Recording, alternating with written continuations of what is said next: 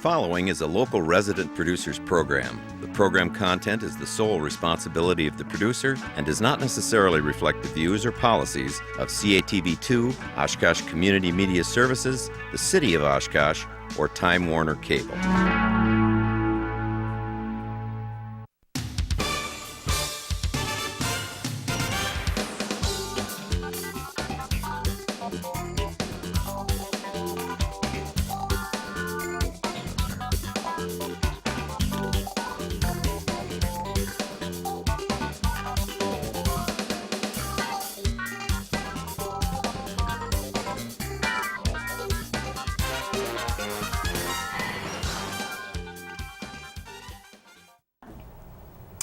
Hi everyone, welcome to Eye on Oshkosh. I'm Cheryl Hens along with my co-host Dan Rylance. And for anyone out there who is a parent or involved in children's lives, please consider these facts. And these are just a few that I found pretty alarming. National studies show that the average age when a child first tries alcohol is 11. For marijuana, it's 12. Many kids, of course, start becoming curious about things like that sooner. At least 400,000 youths are currently involved in gangs on a nationwide basis. That's from the FBI. Violent street gangs are active in 94% of all medium and large-sized cities in America. That's from the Journal of American Medical Association. Many of those cities have as many as up to 40 different gangs, according to the American Street Gang. Our guests on this edition of Eye on Oshkosh are here to talk about gang activity. We're going to touch on drugs, and I think we'll start out with that and then move into gangs. But these gentlemen are patrol officers and gang resource officers with the Oshkosh Police Department, and we are very pleased and honored to have them with us tonight, and hopefully we can give a lot of good information to parents out there who are struggling with issues with their children or just want to keep their kids away from these types of influences. So to my left is Officer Chris Gorte. Am Yes. I pronouncing that right? Yes. Okay, I get an A for that. And Chi Vang, welcome to both of you. Yeah, thanks for coming on the very, show. very pleased to have you Thank guys you. here. These figures, as I was doing some research for this show, they're pretty unsettling. And we are, I think, a medium-sized city. We're 60-some thousand people, and how many gangs do we have in Oshkosh? Would you say? If we just generalize gangs, anywhere from 6 to 10 Okay. that we know of so far. Okay. How big are the gangs? The gangs ranges from to us a gang is 3 or more Okay. with membership, and gangs go anywhere from 3 to 50 to 100. Okay. And Well, as I said, some of these numbers are very unsettling and disturbing, and if they're unsettling to folks like us, they've got to be just downright scary for parents. And I'm sure that you encounter those types of parents all the time. But one thing that's associated with gangs, of course, is drugs. And I realize that you're not drug enforcement officers. There's the MEG unit for that, and people involved with the DARE program and that kind of thing. But let's touch a little bit on drugs anyway. And drugs can be anything. It can be something as simple as, cans of whipped cream in your house. I mean, kids are exposed to all kinds of drugs these days. What are some of the more common things that you see? I'd say just for starters, marijuana is big in elementary through high school. See a lot of alcohol. Also see kids that huff paint. If parents aren't aware of what that is, basically kids will take spray paint cans and just inhale the paint, and it'll get them very high, and it's an extremely dangerous drug. It kills more brain cells than most any other drug. Wow. the biggest thing that we've been seeing is also people don't really think of prescription drug as drugs, but it is the same street drugs, and that's our biggest problem in the schools, because they're picking up these prescription drugs that make them high, and they're getting their hands on it because it's at home. It's not secured. They get it, they pass it around school, they take it, they get addicted, and they want more and more and more. And that's also a big drug thing that people, parents should also What would look be at. some of the common ones that they're using? Oxycontin, Okay.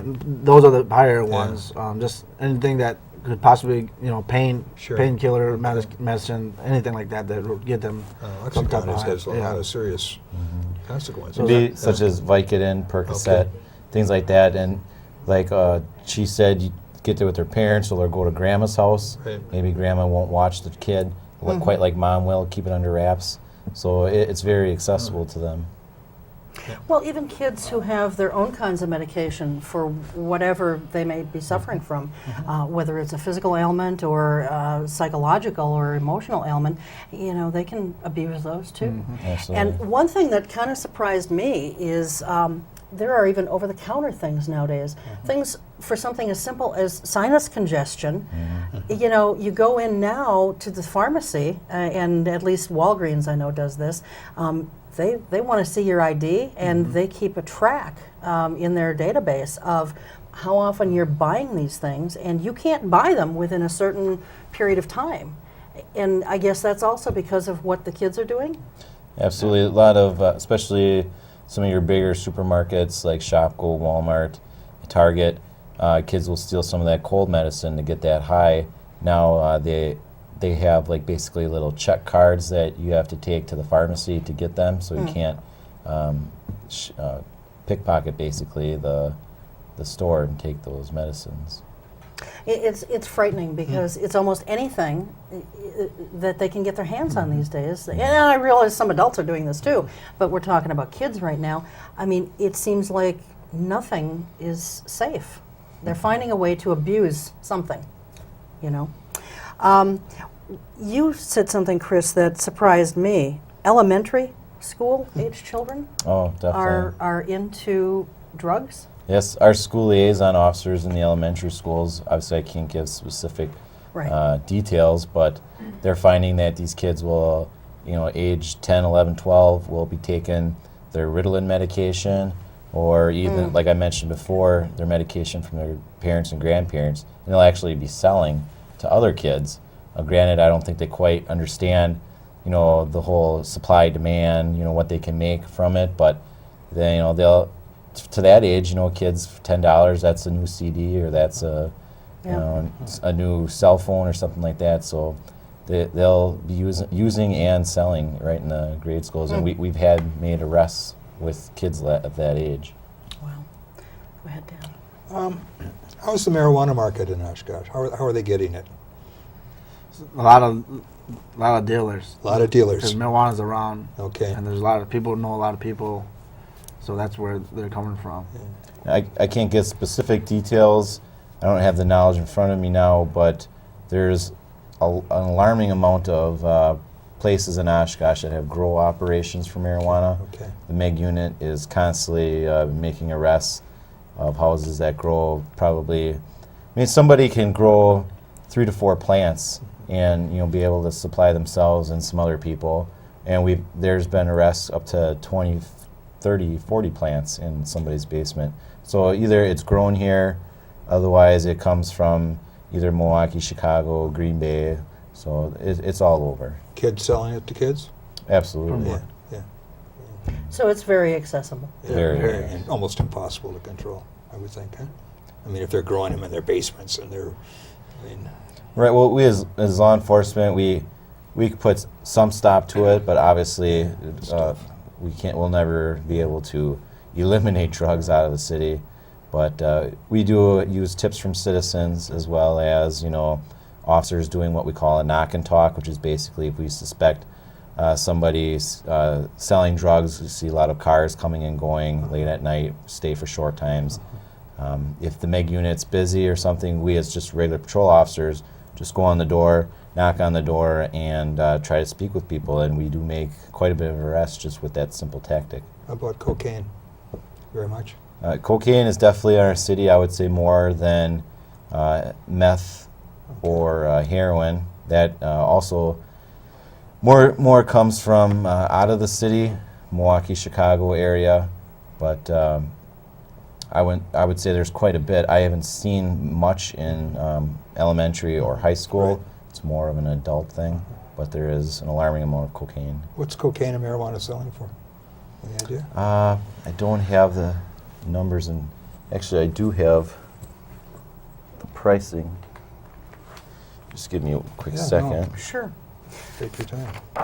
Well, while you're looking for that, you know, the drugs these days, even the marijuana, is quite different from when Dan and I were younger, Yeah. and there was marijuana out there, you know, in the 60s and the 70s.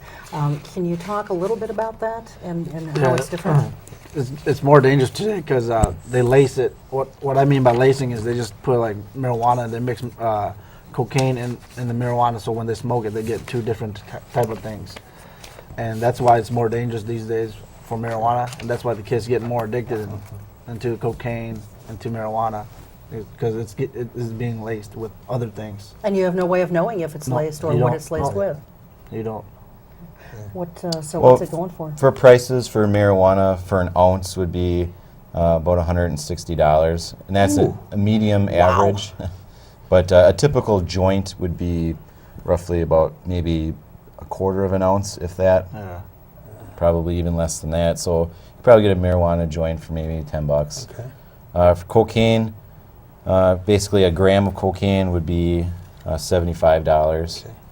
and a crack cocaine it's around $40 for a crack rock, but that I've seen them go as cheap as $5-10. Okay. It all depends on grade, where you get it from, that type of thing. So Thank you. Yeah. Yeah. Wow. Pricey. Yeah. Not in my price range. Life isn't cheap. Yeah. So what are some of the signs? And again, we realize that you're not drug enforcement officers, but certainly there are some signs that folks can be looking for if they're concerned about whether or not their kid or their grandchild or whatever is doing something in the way of drugs. And there's so many different things, as we've been talking about here, but are there some basic signs that would be the same across the board no matter what kind of drug they're doing? The biggest thing is a change for me, for the parents, a change in their daily pattern. Okay. If they see a change in the child's daily pattern, I mean that's a big sign. Okay. Because drugs will make people do certain things. Certain drugs do certain thing, you know. And to me, a change in that lifestyle pattern, everyday life, that would be a big sign to look for. But you know, sleeping patterns, Okay. you know, eating patterns. If they're not eating at all and they used to eat, things like that, and those go across for like marijuana or methamphetamine. also, I'd look especially in clothing. You know, parents will see clothing, wear it with a marijuana leaf on it. I mean, that's obviously a pretty obvious sign. But other clothing, especially with some of the bands that are out there, we'll touch on it more, I think, when we talk about juggalos. But the band Insane Clown Posse, ICP, they are known for having marijuana, throughout their culture.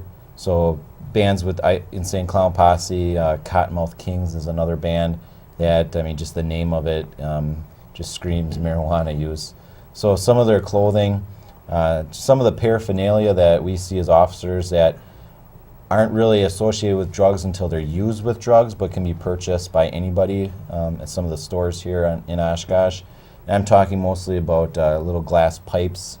You don't have to be any age to buy them. Kids can go right into the stores and purchase them. But for a parent, if you see that, obviously, they're only going to use that for one thing. Also, I would tell parents, if your kids smoke cigarettes, there's probably a good chance that they're going to at least try marijuana as well. Mm-hmm. So that's one sign that I would look for. Okay. What can parents do if they suspect that their child is doing some kind of illegal drug? I mean, the biggest thing is probably if they can't communicate with their child anymore, the easiest thing is probably a home drug test kit. I mean, you can buy those at Walgreens and Walmart, $20 to $30, and a lot of those kits will test cocaine, meth, marijuana, and other prescription drugs. And you buy that, all they have to do is it's going to be a urine type test, and all the tests come in different types. Sure. One that I know of is that you can rip certain. Let's say you want a marijuana testing. You rip the marijuana tag off, you dip it in the urine. It's going to show a certain color, and that's how you know.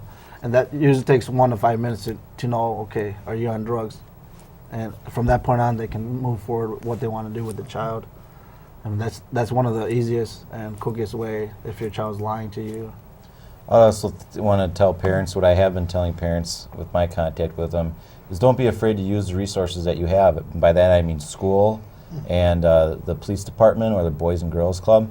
I mean, us as police officers have no problem with trying to help out, parents if they have questions. Sometimes we're busy when it comes to calls for service, but if a parent's concerned, they should talk with their teachers, and we have what we call school liaison officers, which are sworn officers that are inside the schools.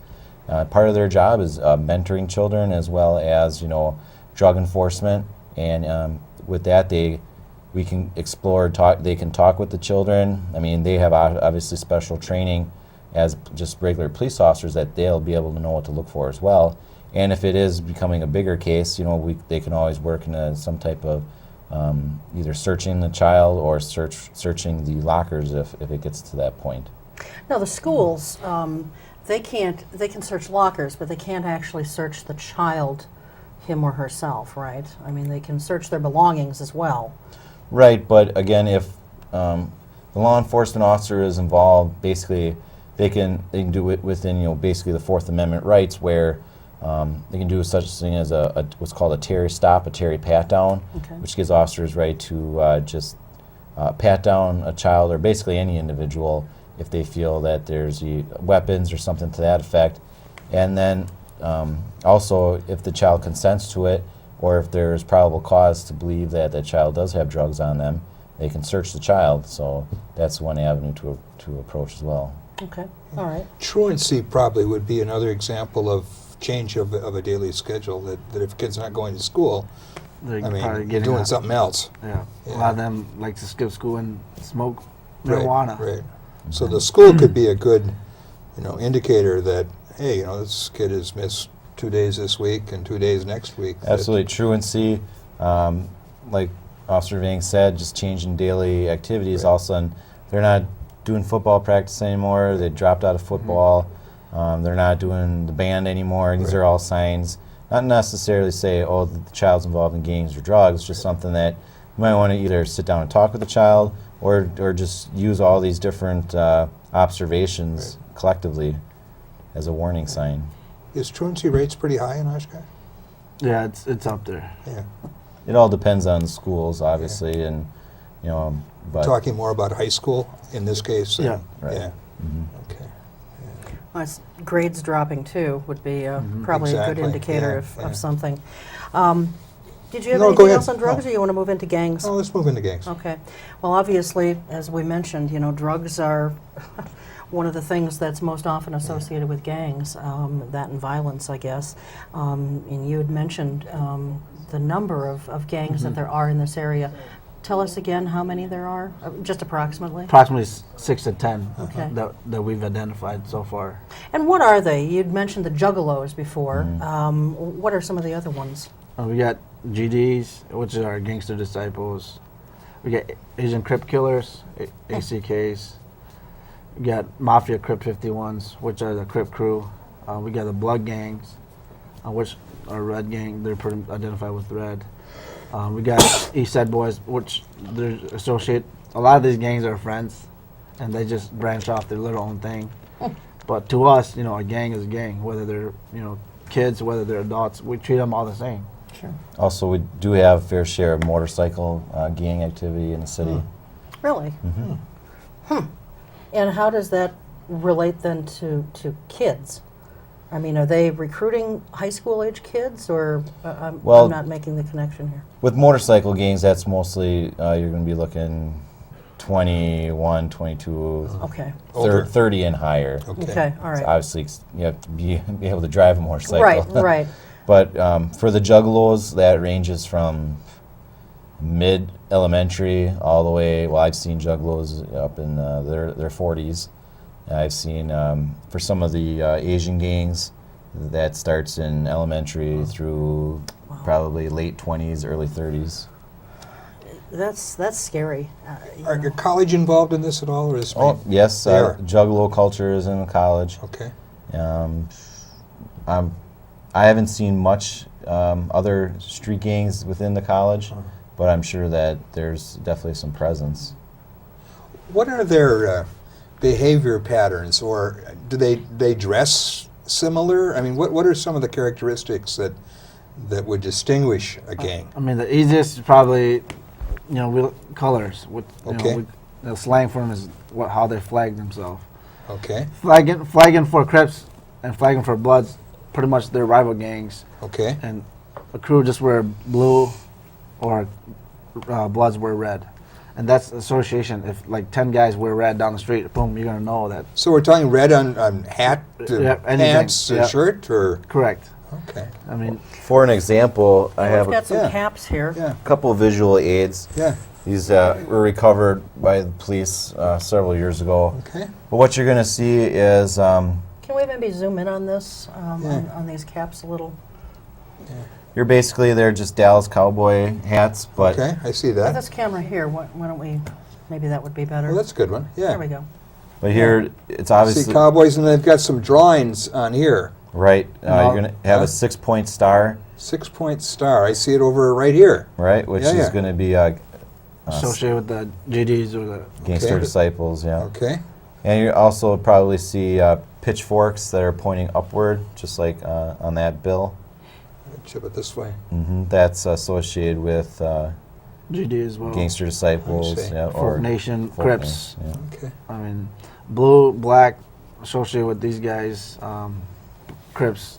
We just NFL basics. Cowboys, they're It's just the examples color. of I mean, the color. if we talk about teams, it's not going to make sense because this is actually a 5-pointed star, which Okay. associates blood. But Okay. if we just go by teams, it's I'm not going to just really being make funny. sense. Yeah, yeah. But Boston Red Sox, it's That's big? beef or blood. Oh, And this sure. is red. So, I mean, a lot of these things are different. They're codes. There's so many sporting teams. Yeah. There's probably every sporting team you can people use to incorporate into their gang culture. Milwaukee Brewers use it.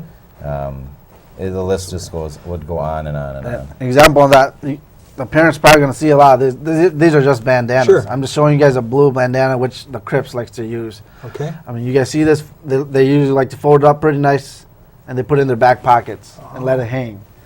And that's just see. a type of association for people that know about the gangs. I see. They wouldn't wear it around their neck? Yeah, or they do. They do that too. Yeah. Okay. They wear it Around- on wherever. the head, Yeah. elbows. If they want to, disrespect somebody, they tie it on their feet and they just walk on it. That's just a type of disrespect. Oh, so disrespecting the other Yeah. gang by walking on Correct. theirs. Yep. Okay. It all depends what type of environment they're in. Yeah. Sure. If they're in school, they're probably going to have it in their pocket, but it's not Okay. going to be too exposed. Yeah. If they're hanging with their homies, Okay. they'll probably have it either around their neck or sometimes they'll put it around their face. Do pictures with it. It all depends on their environment. If they're with their parents, they might have it on them, but they're probably not going to display it. Primarily males? Uh, Not necessarily, huh? primarily, but you're gonna have a lot of females involved Okay. too because they want to be in. They want to be in that group as well. So it wouldn't be a solo female group. It'd be females with boys in Yeah. the same gang, right? You would have right. it totally separate. Well, with the juggalo culture, you have what you call juggalettes, Juggalettes. which are females. Okay. And Oh. just from my experience, I'll just go outside with the biker information. Females will be involved with them, but they're not allowed to be members. They'll be called property. They're considered property of Okay. the member. But us as law enforcement, females can tend to be the most dangerous, based on the fact that they're usually the ones that are going to be carrying the drugs, carrying the weapons, because these kids are smart. They know police are going to be searching them down, shaking them down. They're not. A lot of times, cops will leave the females alone, maybe just ask them some questions, but not do a pat down or search on them, just based on the cross-gender issues you might have with that. But a lot of times, the females are the ones that carry the drugs and weapons. Interesting. Why do kids? Why do kids get involved in gangs? I mean, a big one I think is number one, if they're being bullied, that's a big security issue for them. Okay. Two, family. They got a bad, it's probably one or two. They don't have that two parents. That's a big one. They don't feel loved. They don't feel that family type. So they're going to reach out, and the gang life, they're going to treat them like family. They're going to treat them because they're another body, or we like to call they're another soldier. That's another person that can help them do things. And those are the biggest things. Money's a big one too. And if they see all these things that they don't have at home, they're going to reach out and find something in there. But a big thing that these kids don't know is when you're there, when you're involved in the gangs, your homies are good until you get locked up or until something happens to you. You're not their homies anymore. They're not your true friends. The people that are going to care for you are your family members. And that's the big thing that kids don't understand these days. All they see is their friends, and that's, they're, oh man, we're cool, we're tight, things like that. But it's not like that when things happen. And that's what I want the kids to kind of understand a little bit too.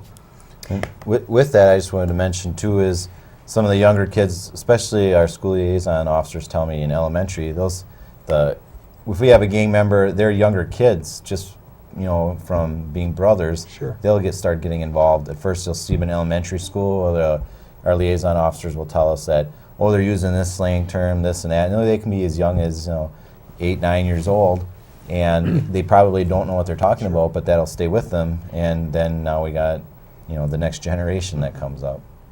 Well, Chi, you were mentioning, some of the reasons why kids get involved in gangs, and, my significant other works in law enforcement as well, and deals a lot with youth. And, quite often, if there's a troubled youth, that youth has come from troubled parents. And, and then also some of the situations that you were explaining. But then there's other situations too where, these kids can get into trouble and they come from very loving, very stable, God-fearing, law-abiding homes, and they stray because of peer pressure or, what have you. So I guess one of the messages that we should probably make is that, parents, if they feel like their kid's getting into trouble or is already in trouble, they shouldn't necessarily feel embarrassed about that or feel like they've somehow done something wrong necessarily, right? Yeah, that's the biggest one. Yeah. Don't be embarrassed that your kid's doing things. Be alert and let people know, because the best thing to do is if people know about it, they're going to keep an eye on their kid. And if, can't be embarrassed, just let it out. And that's how we, help each other out. The community are our eyes too, and we are their eyes. So, that's this type of communication that we can help each other on. And I stated earlier with the drugs, but also with gangs, Officer Vang and I have already, have had meetings with parents that are concerned about their child possibly being involved in gangs. Our police department, our door is open. These particular parents came in and had a meeting with us. We shared some of our gang knowledge with them and what to look for, and that widened their eyes, and they're like, oh, I didn't think of that, or I didn't really know what this group was all about. Especially with some of the elementary and early high school, a lot of the parents don't really know what the juggalos are. They hear them, they think it's just a stage kids are going through, or just like a club type of thing, but it's really not. And like I was saying, our doors is open. They give us a call, make an appointment. We're more than happy to change them around our schedule so we can meet with these parents, just kind of explain things, and hopefully we can help them identify certain things that go along with juggalos or other gangs. You guys have even rearranged your schedule to be here tonight because one of you works second shift and the other one works third. So we really appreciate that, sure. because No one of you is out of your element right here as far as sleep. Can you prioritize gang activities? What do they do? What are their most common activities that cross the line? The biggest thing they like to do is disturbances. Disturbances. Fights, Okay. that's what they like to do because Okay. it's pride for them. Vandalism or Anything, like graffiti, vandalism, things okay. like that, to make them known. Okay. They want them known. They want their gang known. So a lot of times they do graffiti, damages, things like that. They fight with other members and say, hey, man, this is who we are. And a lot of these things, the bottom line is they do things to get money in the end result. Whether somebody owes them money and they go beat them up for it, or they steal stuff to get money for their drugs. a big one is the money drives, money talks, and they're going to do certain crimes involving around money. Is the graffiti have signatures that you know who did it? I mean, are they want to put their name on it or not necessarily? A lot of them like to just put their crew, Okay. like, just their group. Okay. Some guys are kind of putting their names on there slowly, Okay. but they haven't done that yet, and which we don't want them. But if they do want to do that, they're gonna look at some charges. So that's just a message out there. Okay. If they want a graffiti, it's not their property, but they're gonna get charges if they continue to. I'd say in the last 2 weeks, we've had a very large influx in gang-related graffiti in the city. Okay. So that has becoming a big part, and as the summer comes and the warmer weather comes, there'll probably be more. Public buildings that have large writing area as opposed to houses or? Anything that has a nice canvas. Okay. Like, Paint a big mural. yeah, anything. Yeah. How about fights? Is fighting another activity? Yeah, that's a big one too. That's a big one. Yeah. One gang versus another gang, or That or they just like picking to on punk. somebody? Yeah. Okay. And a lot of the times that won't be reported to the police. Okay. It's usually the loser is embarrassed, Sure. because they got beat up by this gang, and they're not going to want law enforcement to know about it because they themselves might be gang members for a rival gang. So Right. a lot of it does not get reported to us. And again, another sign for parents would be if the child comes with a black eye, like, oh, I was wrestling with my brother, or oh, it's from football. It's stuff that these parents might want to look a little wider picture. That maybe like I said before, they have all these other indicators. Now I got a black eye. Maybe they were involved in a gang fight, or maybe they were beat into a gang fight, which is a form of initiation into a gang. There's when Officer Vang and I were talking about this show, I was pretty shocked to learn what one of the initiations is, because it's so simple. It's so simple. You called it a Faygo shower. Faygo shower. And correct. Faygo, for anyone who doesn't know, is just a brand of a soft drink. But explain Yeah, what's tell us involved in this. Pretty much Faygo shower, that's a part of the juggalos, become a juggalo or a juggalette. And in order to become a juggalo or a juggalette, all they have to do is go through a Faygo shower. That's a big 2-liter bottle. They shake it up, they open it, and they just pour it, and the person that's getting initiated is under it, and they just scream. They do their own thing, and after that, they become a juggalo member. They've been baptized. Yeah, Basically, yeah. Huh? and that's the easiest that these guys can get in. Well, and I guess the frightening part of that is that, if you're a kid, how traumatic is it to have 2 liters of soda dumped on your head? Yeah. I wouldn't care for it, but A lot worse things. there are. Yeah, There yeah, are. yeah. And, so the child is probably sitting there, well, this is nothing. Why does everybody think gangs are so bad and it's so violent and, so painful? It's nothing, really. And that, I'm sure, is a frightening thing. And that's where we're having some trouble with. Some families and parents see the juggalos as being nothing, and so they got soda spilt on them. That's kind of cute, or Yeah. what have you. But what we are seeing in our city right here is the juggalos is what I call a gateway gang, just like cigarettes or marijuana, as in the drugs. Juggalos are gateways where we see some of these kids through elementary, high schools being juggalos. Now they get out of high school. Now we're seeing them as Crips and Bloods, and they're committing crimes, felonies. One particular individual started out as a juggalo, then he was in the Crips, and now he's in Racine Correctional Prison serving, I think, 5 years for gang-related crimes. So And what was the time span there? He started at what age, and he's what age now? I don't recall the specifics, but I think he's probably started in his early teens into the juggalos, and now he's 19, 20, Maybe serving around 20. about 5 to 7 years. So probably about 5 to 7 years ago, and now he's doing that amount of time. And too. with the parents, the Faygo shower, things like that, yeah, that's small and things like that. But once they become a group like that, it makes that strong bond that they can't get away from. Break. And if they get bored of the juggalos, that's where also Gordy talked about they want to become something else. And a couple of their friends say, hey, I want to become this too. Boom, you got at least this crew that was juggalos now became this, and you have a lot of numbers that are going all at once because they have that strong bond. Mm-hmm. And it's important to remember it's not just the outer cities that are causing the gang problem. You know, it's not Milwaukee kids coming up here starting gangs, it's not Chicago kids, it's our own kids within. So, you know, so it's not, we can't use the excuse, oh, it's Milwaukee, it's Chicago. No, it's right here. It starts here. There is some parts where Milwaukee members will come up here, set up shop. It happens, but I'd say the majority of it is just homegrown. Kind of like a lot of the drugs. Exactly. Socioeconomic and geographic distribution in the city. How would you identify, is there any socioeconomic characteristics of gangs versus not? Do they come from a certain economic level? They live in a certain part of the city versus not living in the city? Or It's all over. It's all over. We got people living on the west side, people living on the north Okay. side. It's so a you big can't really influence. say it's one area versus No. another area? No. Okay. I mean, probably back in the day, you probably could, Yeah. but That's what I was thinking. That, you know, these days- they're all from over there. You these know. days, you know, they're all over. Yeah. I mean, they go.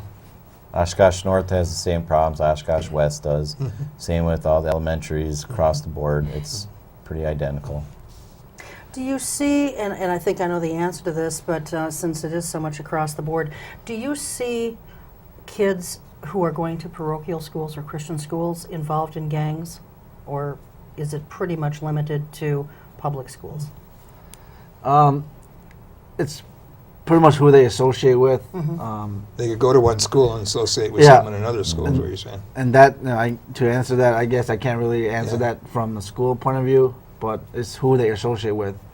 Whether they were friends at West and they went to, you know, those type of schools, or, you know, really, I can't.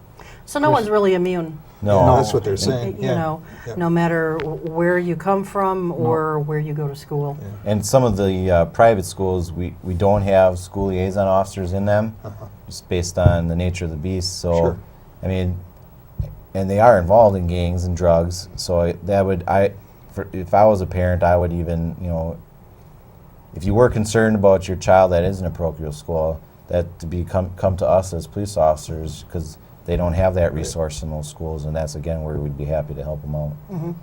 Okay. Good point. What if you have a child who is not necessarily a member of a gang, but they have been lifelong friends with someone who now has become a member of a gang? Obviously, when you're an adolescent, a teenager, it's difficult to make new friends. I think it's probably much harder than when we were all growing up. Of course, more so for Dan and I probably, because we're much older than you guys. But, least, yeah. but you know, it is difficult for kids to just drop a friend and make new friends. But yet, you're guilty by association in a lot of cases. What do you recommend that parents do to kind of advise or guide their child along to keep them out of the gangs, make new friends, or maintain the friend they have, but keep their distance? What do you recommend? I mean, the biggest thing is probably for the parents, you know, if the child's involved in school activity, you know, get involved in that thing, because eventually they're going to weed that person out. Because if they're so involved in a sport that person doesn't want to show us with that sport, they're going to keep on doing, they're going to go to state, things like that. And if the parents just keeps on getting involved, you know, being happy and just, you know, kind of letting the child know that, hey, we're here for you. Slowly he's going to make that person's going to make that determination of who do I want as a friend. And if they get higher in their ranks in school, freshman, sophomore, they're going to start peeling the people that they don't want in their group, because they're going to see police contact. They're going to see drugs. They're going to see things like that. And the biggest thing is if these parents can just get involved, help them with peer pressure. Biggest thing is open line of communication with their child. Anything you want to talk about, we're open. Whether that's drugs, sex, anything, you have to have open communication with their child so they feel comfortable. They can give you everything. And you also have to be that support. Hey, we're here for you. Keep on helping them at every step of their life. Just help them become better. But again, if the child, the biggest thing, it comes down to the child as well, because they're going to make that determination of where they want to be in their life. But as parents, just keep on doing that. And every kid's not going to be your jock, is not going to like sports, and that's fine. And sometimes parents may not know what else to do, or they have busy family lives or work lives. But I encourage parents, get them involved in, if they're not involved in sports, get them involved in something, whether it be music or just other crafts. I mean, it's probably gonna take time out of a parent's schedule, but to me that is gonna be better than having your kid go down the wrong path. So any type, sports, music, any type of craft that the kid can be interested in, find that and then go for it. Any extracurricular activity in the Any, schools, and I know with budget cuts, a lot of these things are getting cut. Right. But find anything that your child has a passion for. If the child likes playing video games, I know you want to try to get them active, but what's wrong with parents picking up a controller and say, "Hey, can I play with you?" Or let's get on that Wii and let's do something. I mean, whatever, parents can find that connection and just continue with it. Or let's text back and forth from If that's what it from takes. across the living room, If right? that's what it takes. We why also not? have a really good Boys and Girls Club with the Teen Center and the Y and stuff. Those are really good outlets if they're not in sports after school to go over to those places. Yep, I know, and like a lot of these kids like to dance, things like that. There are people there that break dance, all that they can learn out there. There's so much things at the Boys and Girls Club that they can do too. Yeah. I mean, it's not limited to just school. No, you're right. Which is a good thing. Yeah, Which- and it's really grown in size and programs. That's a good program. Well, the Boys and Girls Club is a wonderful Yeah. thing, and I think they have probably gotten more interest from the community now that Father Carr's Place to Be is no longer, the Place to Be is no longer in existence, Yeah. because I know a lot of youth used to go there. Yeah. So That after-school hours is really important, isn't it? I mean, Yeah. if they leave school with Yes. nothing to do after school, 2:45, parents won't get home until maybe 5 or 6. It's who they go with and what they do on those hours that are pretty important. Right. Yep. Yeah, And then when they get bored, they experiment, yeah, and that's when they get in trouble. yeah. So let's kind of recap some of these, things that parents should be looking for if their kids are involved in gangs or they think that they're involved in a gang. Clothing, change in behavior, and give us a recap again of some of the other things. Change behavior, type of music they like to listen to. If it changed suddenly like that, if they listen to just music about killing, things like that, they should be aware of that as well. Who the kids are hanging out with. A lot of times parents don't know who they're hanging out with. They're like, "Hey, I'm going with John." Okay, Yeah. but if we know who the friends are and we see their behavior, things like that, know the parents too as well. Know the kids' friends' parents, because that's a big one. And see how these kids are doing. That's another big sign. Whether they're doing drugs, that's another big sign. Notebooks. A big key is just go through the notebooks, because they're going to be doing graffiti. They're going to be doing their That signs. art component is really big, isn't it? Yep. Whether it's, Well- your hats and your they're artists. If we have a quick moment, we have a visual aid Okay. up that's available. Thanks for and letting us know so we can, And Yeah. based on that visual aid, there's a lot of time parents go through notebooks or say they're doing the wash, Okay. and they come across. Okay, we have it up on the screen now if you okay. want to kind of go through it a little bit. Like here is just a sample that I recovered from a known gang member, but Okay. parents will see this as well. It's a lot of these kids belonging to the Crips or Gangster Disciples. They are going to have some type of paper on it, and there it'll have basically what you need to know to be a Crip member. Okay. And on this specific visual aid, they'll just have kind of what Crip stands for, the values of Crip, kind of signs, as you can see on there. So if you see this on a child, and this is what we're doing presentations at schools and telling teachers to be on the aware, look out for this stuff too. But I'm not going to go completely through this, Yeah. but What are some of the words at the bottom? well, it's words such as life, love, loyalty, knowledge, unity, understanding. Okay. It sounds a lot different than what you would associate with a gang, Okay. but this is all with the Important to them. CRIP policy, and that's how it was started. So that's what they're required to know. We're not in real type Yeah. here on this, but no, I want to go back to the other one still. But it looks like there's a word there that says pitchfork, and then I can't make out some of the other words. I don't know if we can get in a little bit tighter or not, but what is that significant of? Well, as we stated before, a pitchfork is be about the same for the Crip Nation, and they'll always associate the three-pronged fork, the three prongs for mind, body, and soul. Okay. Okay. So they all have different words to go with, like the 6-point star. Each point, is love, life, loyalty, knowledge, unity, and understanding. Okay. And a lot of the Crips will be required to know this as part of maybe of their initiation. Okay. Of course, the word Crip itself means constant revolution and progress. And that's all stuff they'll need to know. And again, we're talking about Crips here, but we didn't bring our blood stuff. But blood's going to be everything opposite of this. It's going to be a 5-pointed star, pitchforks pointed downward. So that's another thing to look Very for. symbolic, aren't they? Yeah. The Yep. differences. And a lot of hand signs as well. We see them a lot for pitchforks. They're gonna put their hands like so to create a pitchfork with their fingers. They'll do the 6-point star with their fingers, and it's all stuff. They'll show the word B for blood. Okay. And they'll do a BK, blood killer, which is for a Crip. So it's all stuff to look for. Now there's a second page here too. Why don't we take a look at that?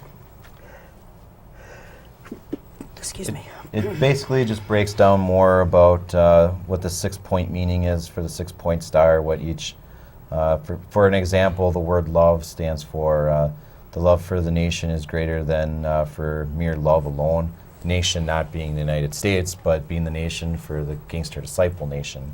So a lot of the teachings for the Gangster Disciple and Crip in general is love for everybody within your group. Okay.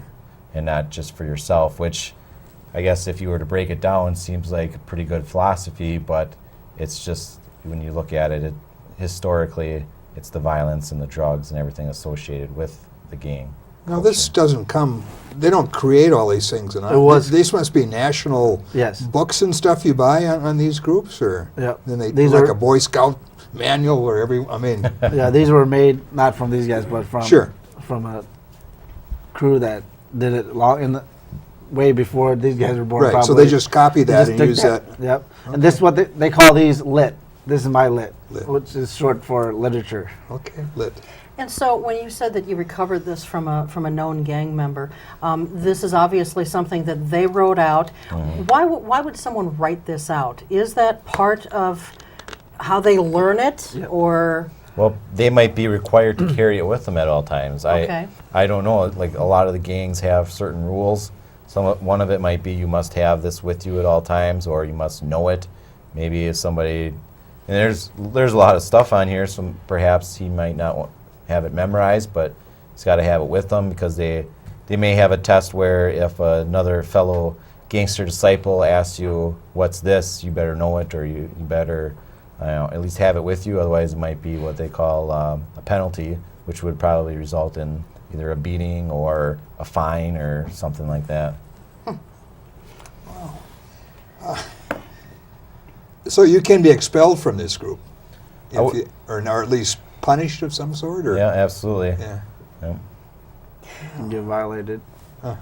I wanted to go back. You were mentioning some of the signs, and you talked about violence in music.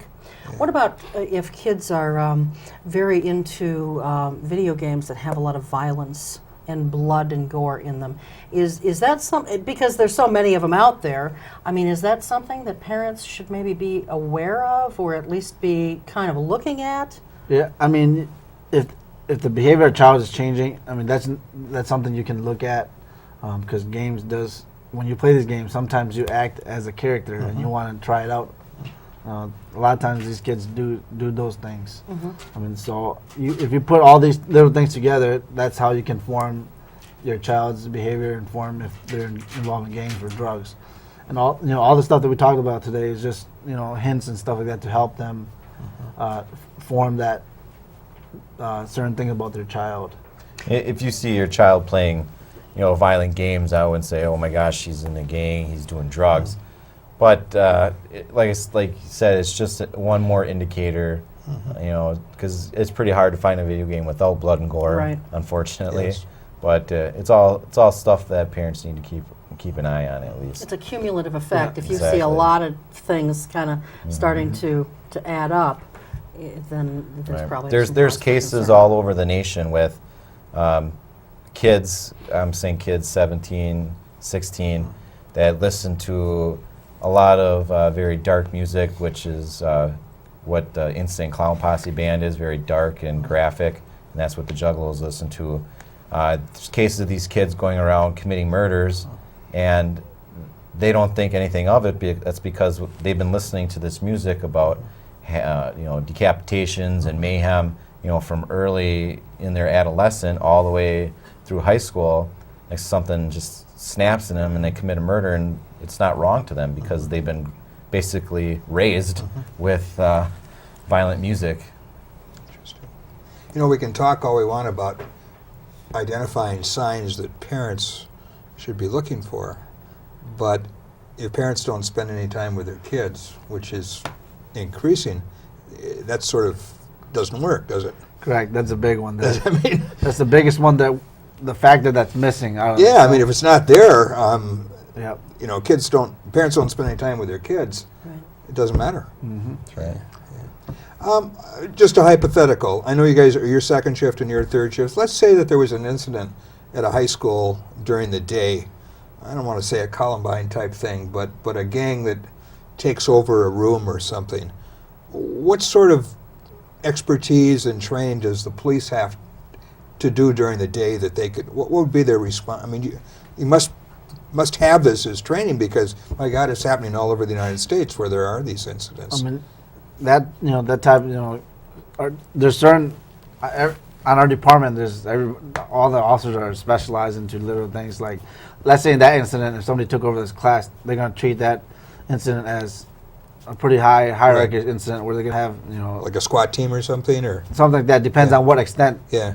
they have all the control. The Yeah. person that inside of that room has all the control and Okay. what dictates what we do. I understand. We do have hostage negotiations teams, and it's something like that where we knew that they were gang members.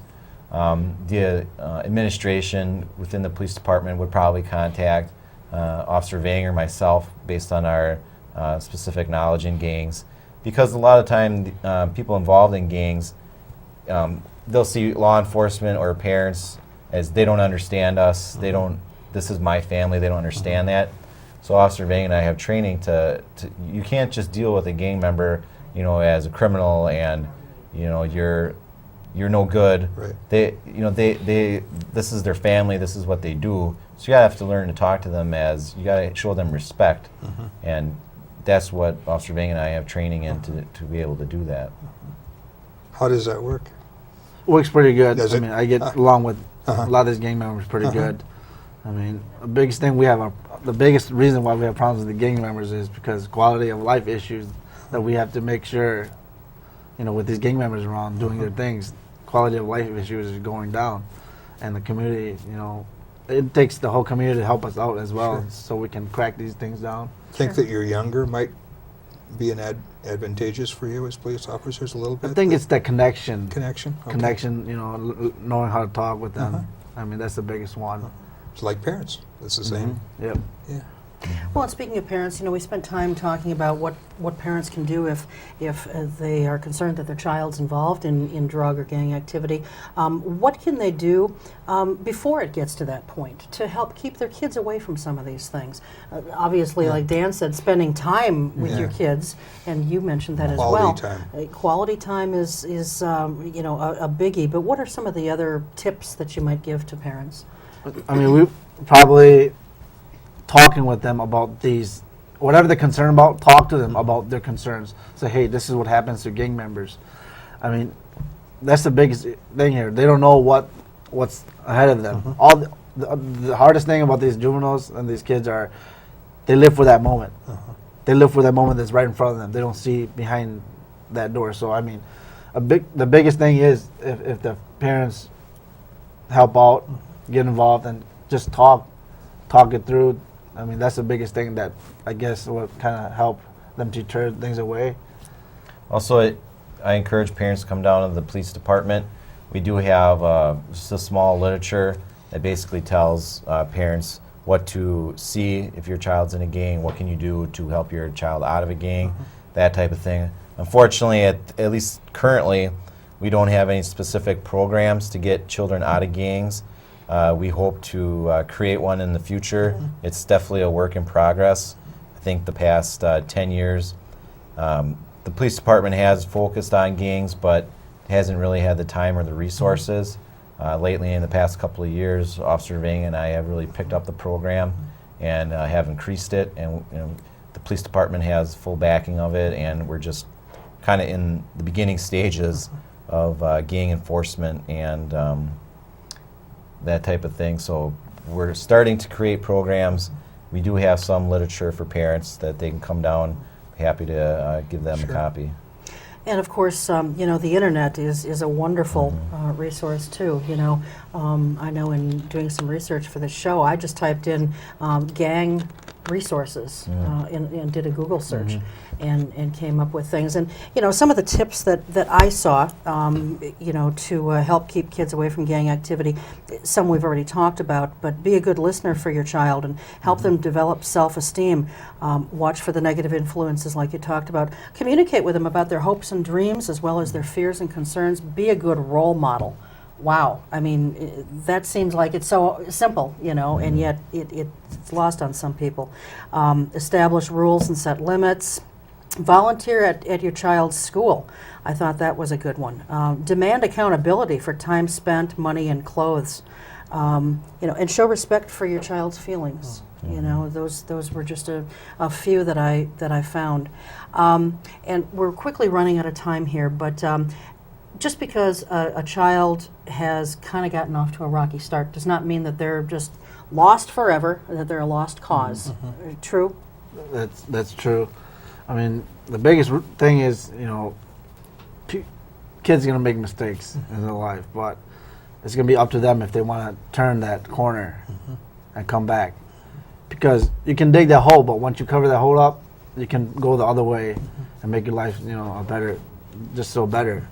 I mean, just a little bit about me. I grew up in a tough childhood. I didn't have parents, things like that, and I went through rocky roads and stuff like that. But hey, that was not the life for me. I turned it around and said, hey, I can do a lot better than this, and I'm here today, as a police officer, and I want to help these kids out too, because it's a tough road if you don't have that bond or nobody helping you. But if you got all these resources, just listen to them, and it's never too late to turn that corner. All right. I mean, that's the biggest message out there. Well, congratulations on your success and turning your life around. And thanks so much to both of you for being here. giving up your time and, to come here. Thanks for having us. If you have questions, you have doubts, or you just want more information, contact the Oshkosh Police Department. They are one of the best resources that you could possibly find. So thanks much for being here again. Thanks to the crew, and as always, thanks to you at home. We'll see you next time. Until then, take good care. Keep your eye on us. We've got our eye on Oshkosh.